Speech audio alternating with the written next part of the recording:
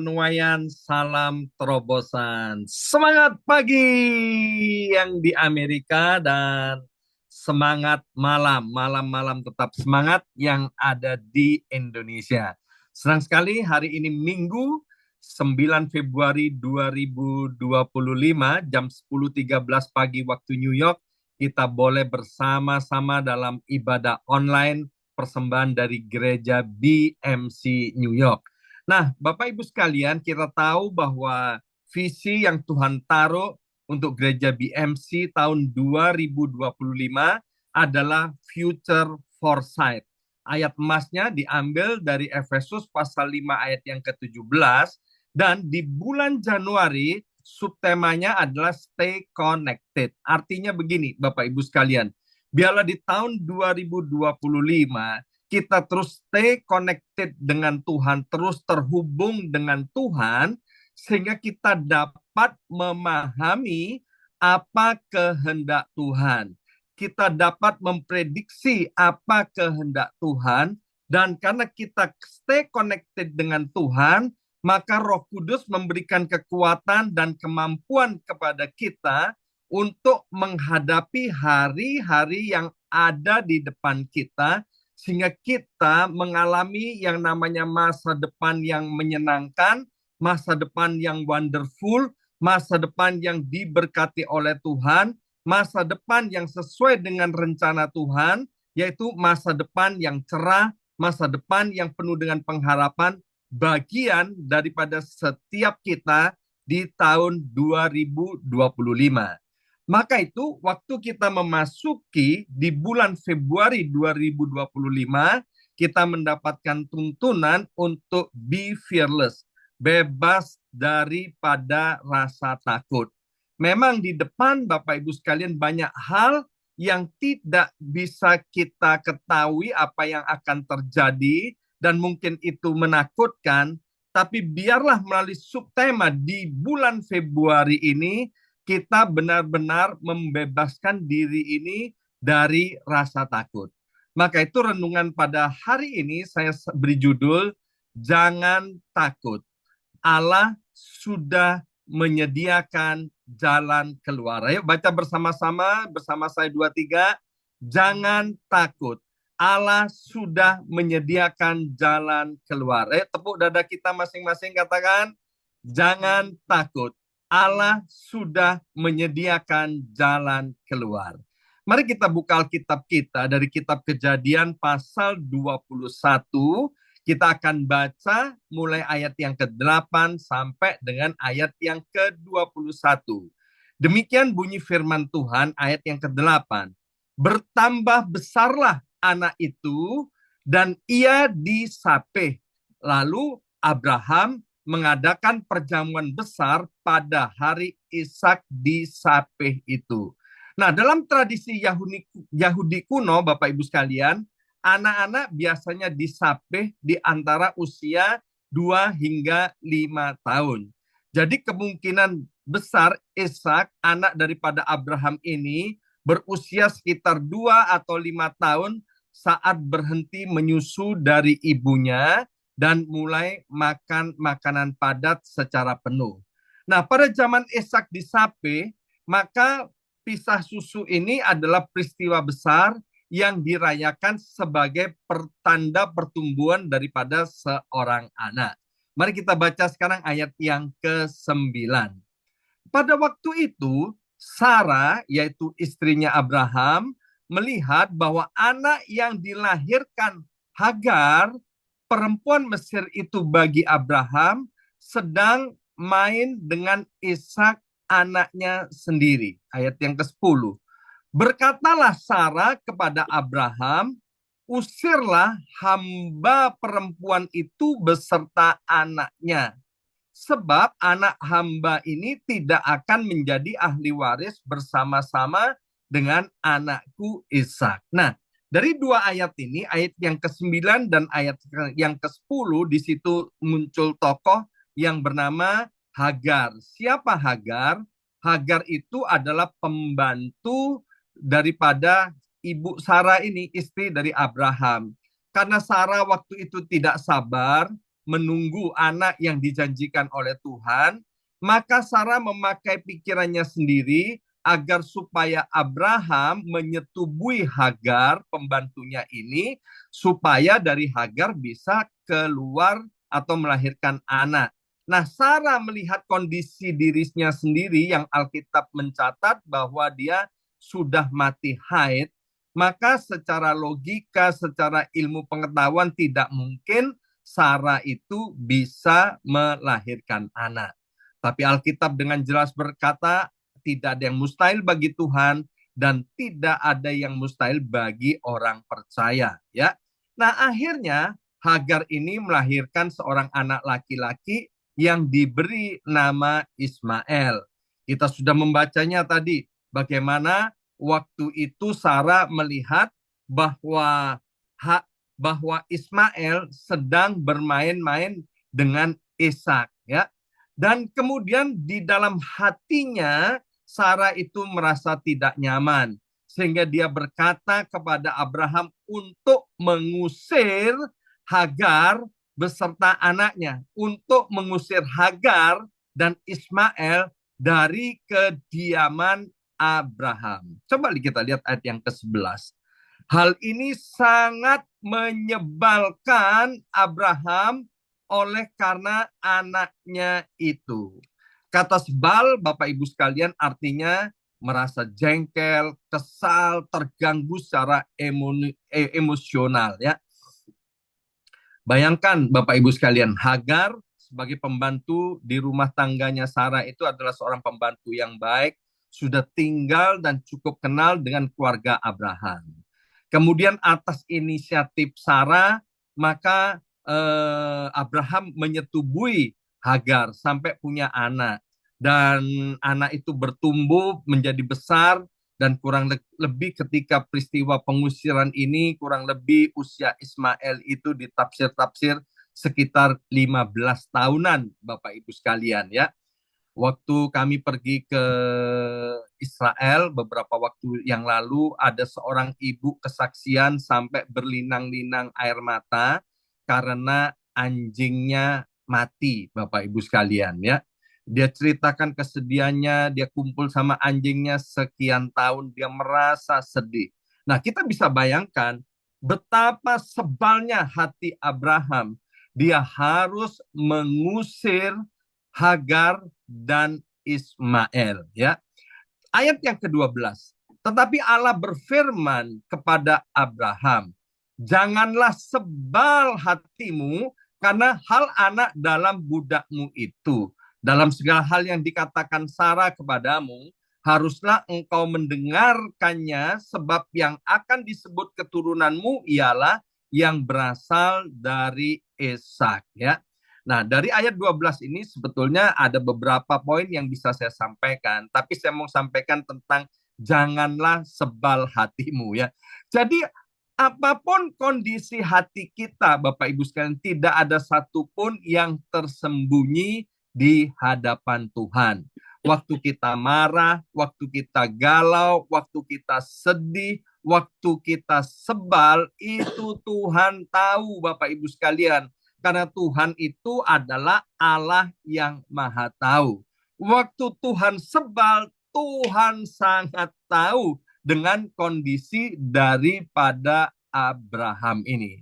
Tapi yang luar biasa, Bapak Ibu sekalian, di dalam kesebalannya, waktu Tuhan berfirman di ayat yang ke-13, tetapi keturunan dari hambamu itu juga akan kubuat menjadi suatu bangsa yang besar karena ia pun anakmu. Jadi ayat yang ke-13 ini adalah janji Tuhan kepada Ismail, keturunan daripada Abraham. Bahwa Ismail yang merupakan keturunan Abraham dari Hagar, Tuhan juga berjanji untuk membuat Ismail ini menjadi bangsa yang besar, ya. Nah, dalam Alkitab Perjanjian Baru dikatakan, kalau kita percaya kepada Yesus sebagai satu-satunya Tuhan dan Juru Selamat pribadi kita, maka kita disebut juga keturunan Abraham secara rohani. Sehingga Alkitab berkata kita juga berhak menerima janji-janji Allah. Apa itu? Yaitu kita akan menjadi suatu bangsa yang besar. Hai BMC, kita semua akan menjadi suatu bangsa yang besar. Apa itu janji Tuhan? Tuhan janji bahwa kita akan diberkati berlimpah-limpah. Karena Tuhan sudah berjanji dan bersumpah kepada Abraham, bapak segala orang beriman, nenek moyang kita. Ya, ayat yang ke-14. Keesokan harinya, pagi-pagi Abraham mengambil roti serta sekirbat air dan memberikannya kepada Hagar. Ya, Bapak Ibu, tolong bayangkan ayat 14 ini. Wow, ini dilakukan dengan tidak mudah oleh Hagar. Karena ini adalah hari terakhir dia berjumpa dengan Hagar maupun Ismail, orang-orang yang dikasihinya. Ya, Abraham di tengah-tengah kesebalan hatinya, dia tetap mau dan bisa mendengar suara Tuhan dan melakukannya dengan taat. Pesan saya hari ini, Bapak Ibu sekalian, apapun kondisi hati kita hari ini, please pekalah akan suara Tuhan dan taatilah. Sebab di dalam ketaatan ada mujizat dan di dalam ketidaktaatan yang ada adalah hukuman. Meskipun itu berat untuk dilakukan. Ya, selanjutnya dikatakan begini ayat 14 tadi. Keesokan harinya pagi-pagi Abraham mengambil roti serta sekirbat air dan memberikannya kepada Hagar. Ia meletakkan itu beserta anaknya di atas bahu Hagar. Kemudian disuruhnyalah perempuan itu pergi. Aduh, tega banget, tega banget, tega banget. Maka pergilah Hagar dengan cucuran air mata, tidak ditulis di situ, dan mengembara di padang gurun Berseba. Nggak tahu dia harus pergi kemana, Bapak Ibu sekalian. Tapi di sini dengan jelas dikatakan dia pergi ke padang gurun, ya. Ketika air yang dikirbat itu habis, ayat yang ke-15 Bapak Ibu sekalian, ya. Dibuangnyalah anak itu ke bawah semak-semak, ya. Manusia nggak bisa hidup tanpa air lebih daripada 3 hari, ya. Itu pasti akan mati. Makanya jarang sekali ada puasa raya lebih daripada, maksudnya tidak makan, tidak minum lebih daripada 3 hari 3 malam, kecuali dalam keadaan supranatural secara khusus itu dilakukan oleh beberapa tokoh, tapi tidak semua orang bisa melakukan itu, ya. Maka ayat 15 ini menjelaskan bahwa mereka sudah tidak punya harapan untuk hidup. Ayat yang ke-16. Dan ia, yaitu Hagar, duduk agak jauh, kira-kira sepemana jauhnya. Sebab katanya, tidak tahan aku melihat anak itu mati. Sedang ia duduk di situ, menangislah Hagar dengan suara nyaring. Ayat 17. Allah mendengar suara anak itu. Lalu malaikat Allah berseru dari langit kepada Hagar. Katanya kepadanya, apakah yang engkau susahkan Hagar? Janganlah takut, sebab Allah telah mendengar suara anak itu dari tempat ia terbaring. Nah, ayat 16 dan ayat 17 ini, Hagar menangis. Ismail menangis. Dan waktu mereka menangis, sekali lagi, Tuhan itu tahu. Karena dia maha tahu. Dan di dalam tangisannya itu, Tuhan berkata melalui malaikatnya, Hagar, jangan takut. Karena Allah sudah mendengar tangisan anakmu itu. Hari-hari ini, Bapak Ibu sekalian, saya tahu ada banyak anak-anak Tuhan yang sedang menangis di dalam hatinya. Tuhan baik.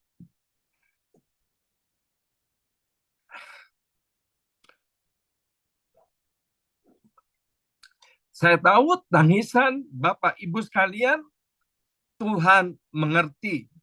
Ya, mungkin tidak diteteskan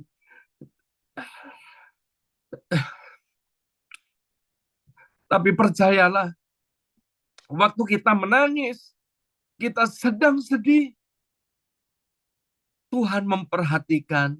Dan Tuhan yang bersama mau berkata kepada kita, jangan menangis anakku, jangan menangis. Jangan takut, karena Allah sudah mendengar tangisanmu.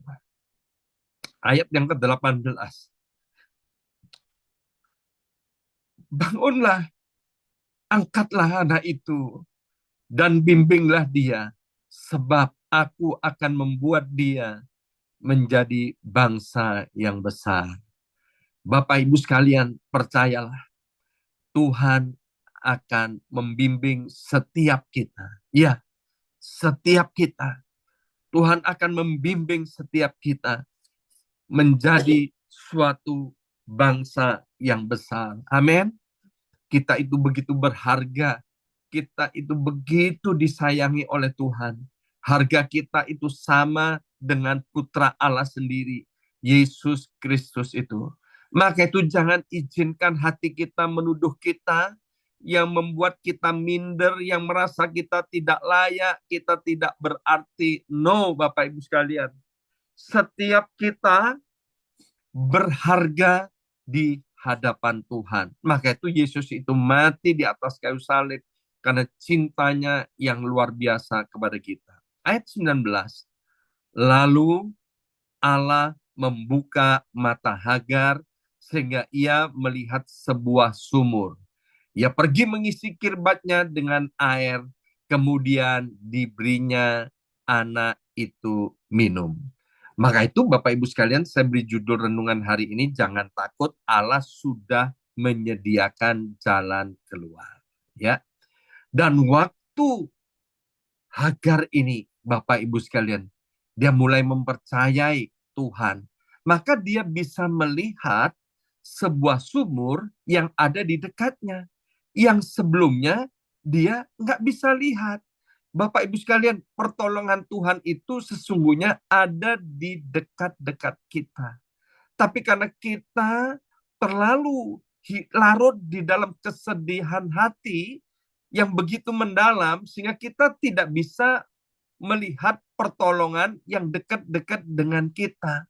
Maka itu sekali lagi seperti apa yang dikatakan oleh malaikat Allah kepada Hagar, saya mau katakan sekali lagi, Bapak Ibu sekalian, please jangan takut tahun 2025, please jangan takut, karena ada masa depan sungguh yang cerah bagi kita.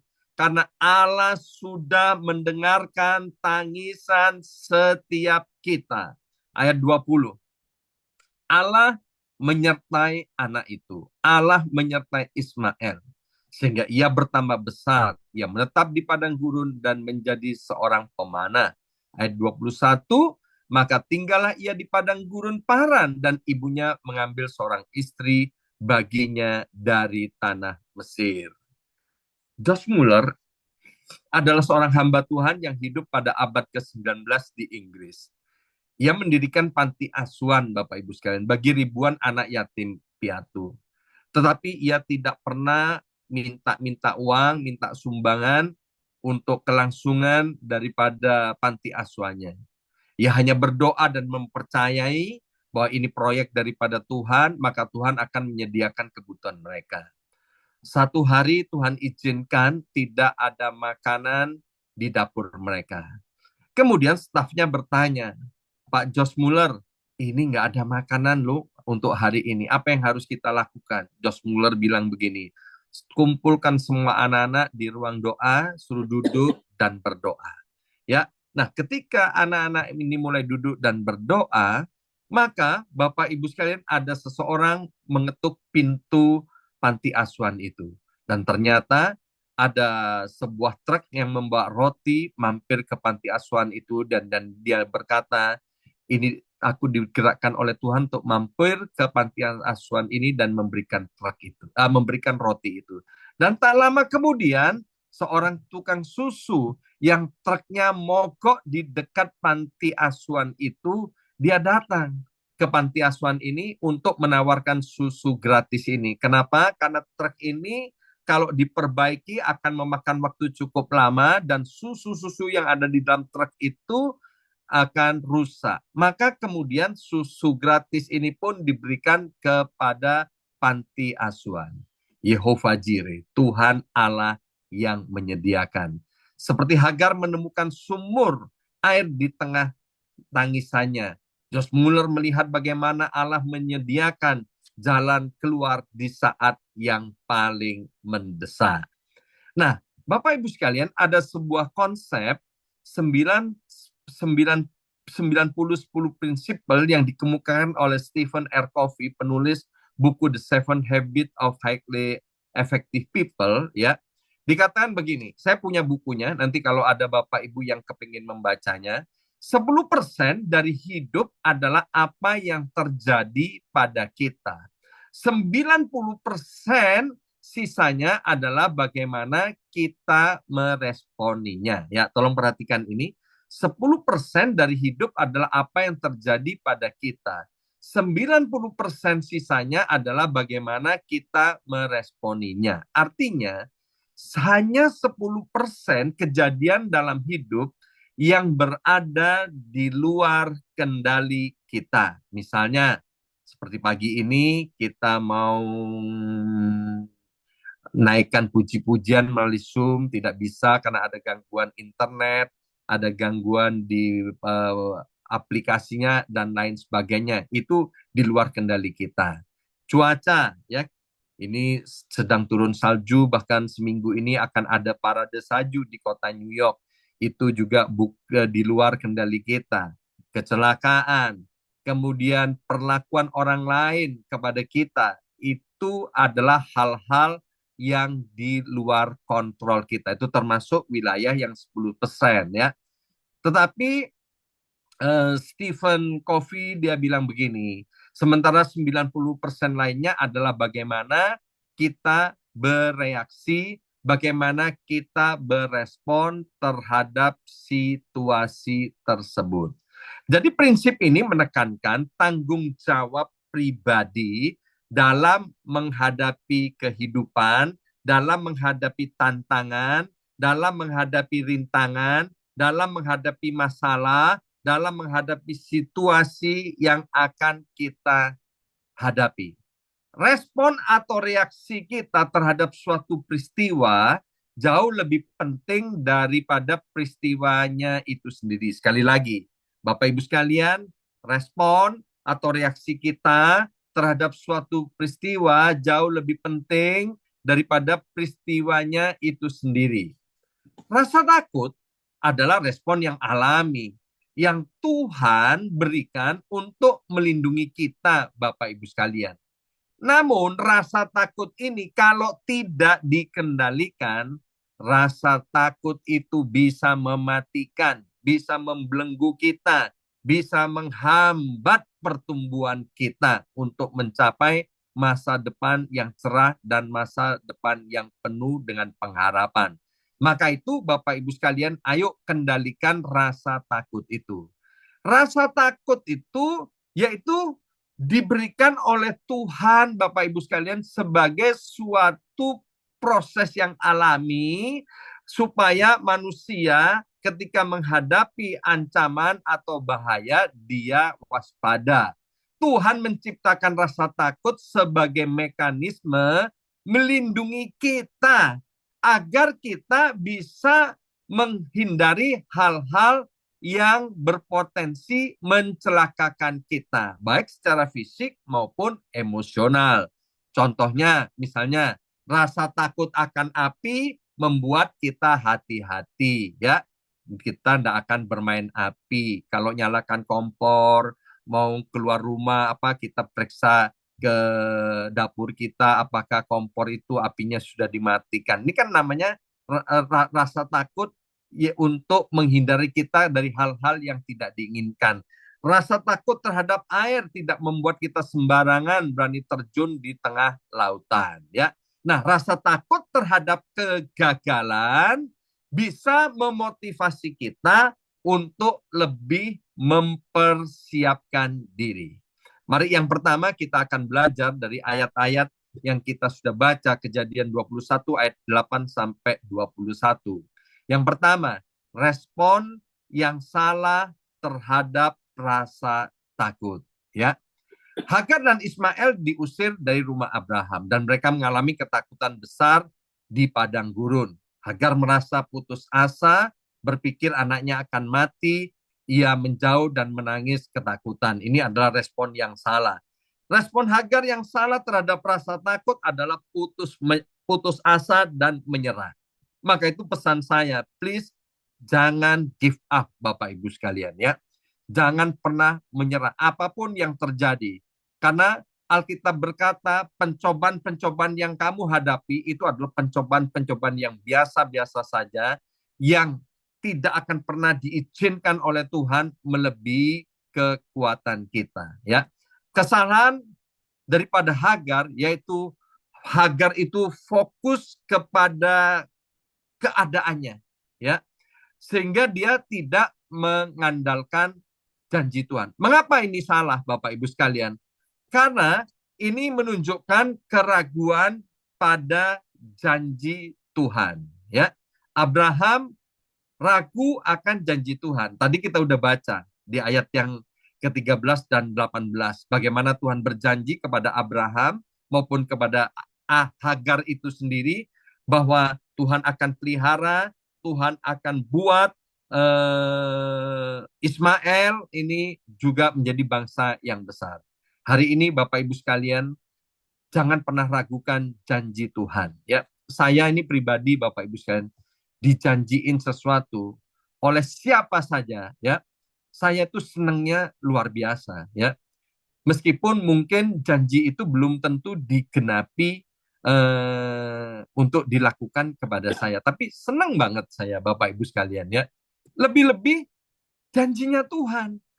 Kalau janji manusia aja yang belum tentu digenapi senang, maka seharusnya kita senang dengan janji Tuhan. Karena Tuhan Allah tidak pernah ingkar janji. Orang berjanji itu dia punya maksud untuk menggenapinya, tapi karena situasi, kondisi, kemampuan, keadaan yang berubah, maka dia nggak bisa menepati janjinya. Tapi Tuhan, janjinya itu tidak bisa diragukan, dan janjinya itu tidak bisa dibatasi oleh situasi kondisi kecuali oleh keraguan kita. Agar ragu kepada janji Tuhan, itu adalah respon yang salah. Yang kedua, Hagar itu tidak mencari Tuhan terlebih dahulu. Hagar merespon ketakutan dengan keputusasaan, bukan dengan mencari pertolongan dari Tuhan. Padahal Hagar ini tinggal di rumah Abraham kan sudah cukup lama. Abraham itu dikit-dikit membangun mezbah dan berdoa. Seharusnya Hagar juga bisa meniru tuannya itu seperti itu. Hagar lebih dulu menyerah pada keadaan sebelum mendapatkan solusi secara rohani, solusi secara ilahi. Dan yang ketiga, kesalahan Hagar adalah ketakutan yang berlebihan, sehingga membutakan jalan keluar. Sumur ada di dekatnya, dia nggak bisa lihat. Please, Bapak Ibu sekalian, jangan ulangi apa yang dilakukan oleh Hagar, karena pertolongan itu sudah ada di dekat kita. Sumur-sumur, sumber-sumber berkat itu, Bapak Ibu sekalian, ada di dekat kita. Jangan menyerah pada keadaan, Bapak Ibu sekalian. Percayalah bahwa Tuhan selalu menyediakan jalan keluar yang luar biasa, meskipun situasinya tampak mustahil, ya. Nah, respon yang benar terhadap rasa takut bagaimana, Bapak Ibu sekalian? Yang pertama, ya tentu jangan biarkan ketakutan menguasai kita. Hagar mengalami ketakutan yang sangat manusiawi ketika dia merasa tidak ada jalan keluar. Namun Tuhan menunjukkan bahwa ketakutan bukanlah akhir dari segalanya. Tuhan peduli dan tetap bekerja dalam hidup kita bahkan ketika kita merasa putus asa. Respon yang benar yang kedua adalah percaya bahwa solusi datang dari Tuhan, bukan dari putus asa. Yuk Baca statement yang kedua ini, 23. Percaya bahwa solusi datang dari Tuhan, bukan dari putus asa. Yesus sendiri berkata, ketakutanmu, kekhawatiranmu tidak akan bisa merubah atau menambah sejengkal hidupmu. Allah mendengar tangisan kita, Bapak Ibu sekalian. Ya, jadi Bapak Ibu sekalian, Tuhan sudah memiliki rencana untuk Ismail. Bahkan sebelum Hagar menyadarinya.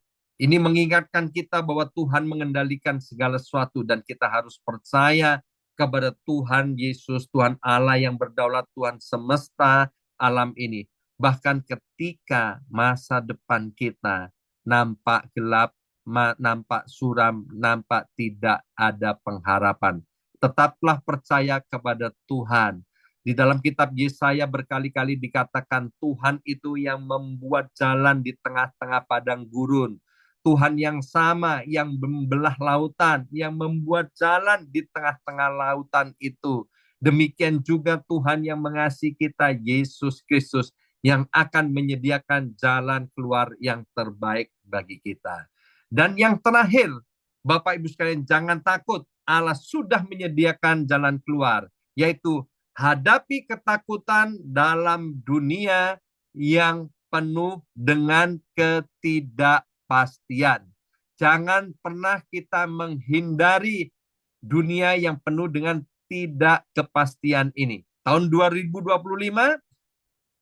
dunia dipenuhi dengan berita-berita yang menakutkan dan penuh dengan ketidakpastian. Banyak orang merasa takut akan masa depan, ekonomi yang tidak stabil, kemudian ancaman peperangan, kemajuan teknologi yang namanya artificial intelligence yang akan menggantikan pekerjaan banyak orang, serta bencana alam yang semakin meningkat, serta kebijaksanaan Mr. Trump yang menakutkan bagi sebagian orang.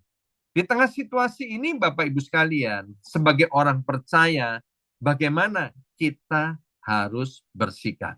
Dalam kisah Hagar dan Ismail yang diusir di padang gurun tadi, kisah ini mengajarkan kita bahwa meskipun menghadapi ketidakpastian dan penderitaan, Tuhan telah menyediakan jalan keluar bagi mereka yang percaya kepadanya. Sekali lagi, ini sudah diulang-ulang. Tuhan menyediakan jalan keluar bagi kita yang percaya kepadanya. Sekali lagi, saya mau katakan, jangan takut.